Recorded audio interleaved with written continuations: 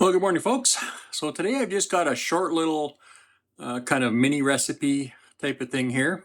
Because of the ambiguous results from that blade chuck roast experiment the other day, I wanted to just do a little further testing on this.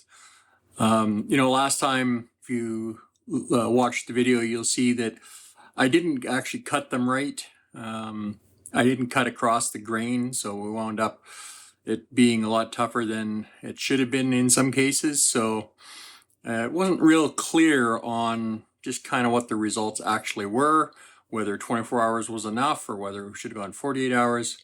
So I kind of wanted to go down the well a little bit on this. I just put in a couple more of those blade chuck steaks. And I'm not showing you the beginning because if you need to see how I prepped them and everything, you can just look at the previous video, which I'll leave a link up here for you. And I'll put a link down in the description, so you can do that if you want. So they've already been prepped and in the sous vide, so they've actually been going for 60 hours. Now I'm only taking one out for myself because I do it at 129 degrees so that I can sear them and bring it up to the perfect medium rare. My wife likes them done a little further. So I left her steak in the sous vide and I turned it up to 135. So by the time she sears it, it's going to be closer to medium instead of medium rare.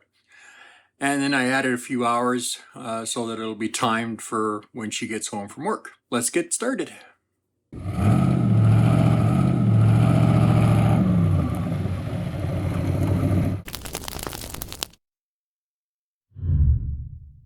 So I've already got some lard in the pan here. Now I've been reusing this a bit, so when we're done with this, we're not going to reuse it anymore. I've got some fresh stuff that I'll be using going forward. And I've actually got that big batch of lard that I've been purifying. You'll see a video coming out on that soon. It's just about ready to do the canning so I can film the last part of it. So I'm just going to turn the burner on high, and while that's warming up, we're going to take out our steak and we're going to pat it dry.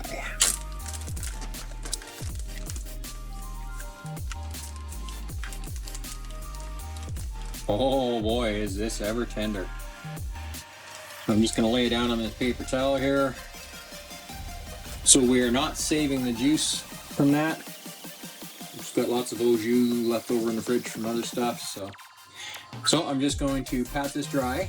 And if you watch my other videos, you know that it's extremely important to get all the moisture off the surface of this that we can. Now the reason for that is that if there's any moisture left on there, when you put it in the pan to sear, it'll actually create steam and wind up cooking your steak way too much, and you won't get the proper sear on it. So I'm just going to make absolutely sure that we've got it as dry as it can be.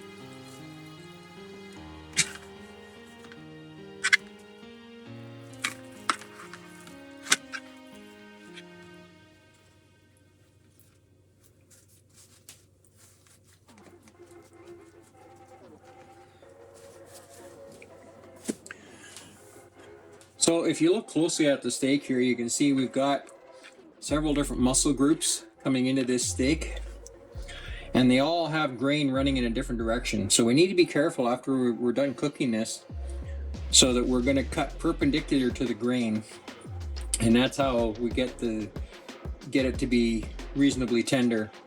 Now I know this has been cooking for 60 hours in sous vide, so in theory it should be really tender, but getting it cut across the grain properly is what brings it to that next level of being much easier to eat. So as I'm looking at the grain structure, it's actually fairly straight here, but then it turns here And it's kind of all over the place here, so we're gonna have to really be careful how we cut this. Now we gotta let this pan heat right up. I've turned it to high. And this is one of my nice thick bottom stainless steel pans.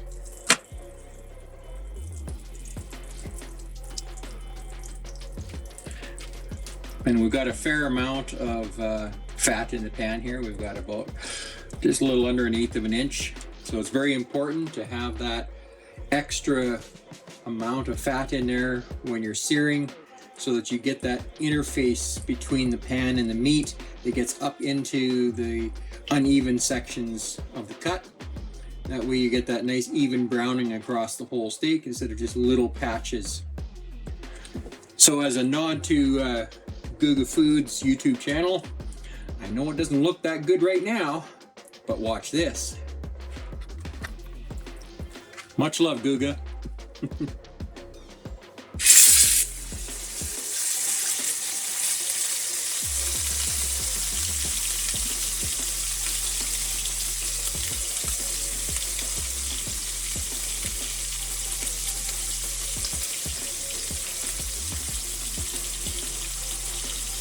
So we're going to be searing this for about 1 minute per side.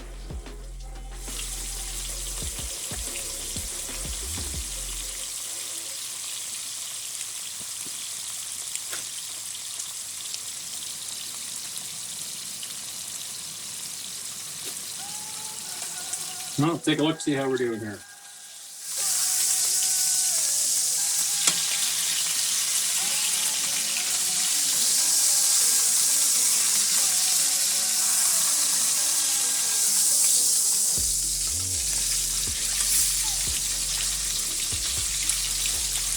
Yeah, that's a pretty good looking crust on that.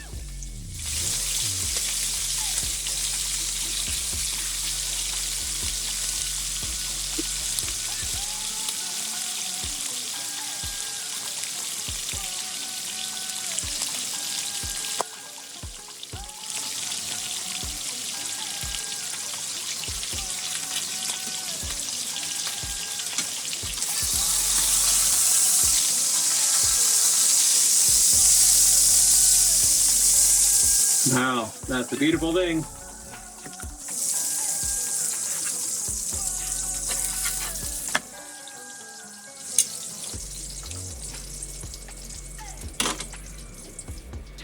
Okay, so I'm going to separate these areas so that we can cut them properly.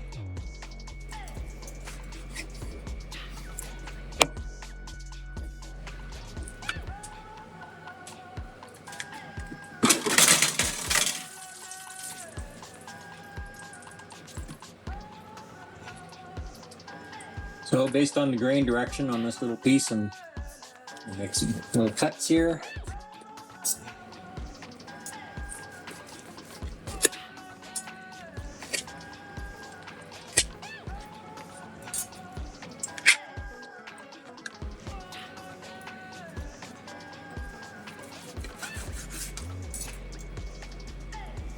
So let's just take a quick look here. You'll see that's absolutely beautiful medium rare.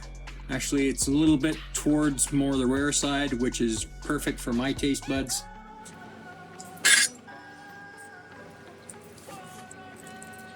So I'm just going to take a piece from the middle here,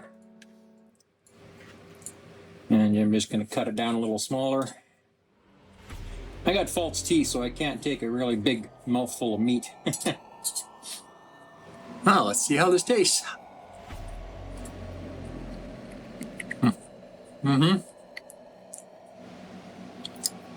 Well, it's still definitely fairly chewy. I mean, it's a lot tenderer than it would be if we didn't sous vide it, but based on the results of this and that previous video, I think I can safely come to the conclusion that when it comes to blade steak, I don't think it really does any good to do it beyond 24-hour sous vide. If I run across some more tender bits as I'm eating, I'll maybe do a little future fuzzy D insert. But at this point, my conclusion is I don't think you need to go beyond 24-hour sous vide for a chuck blade steak. Well, if you enjoyed this video, please make sure to like and subscribe and hit that notification bell so you don't miss our future videos. We appreciate you hanging out with us today. We just love having you here. We'll see you on the next video. Bye for now.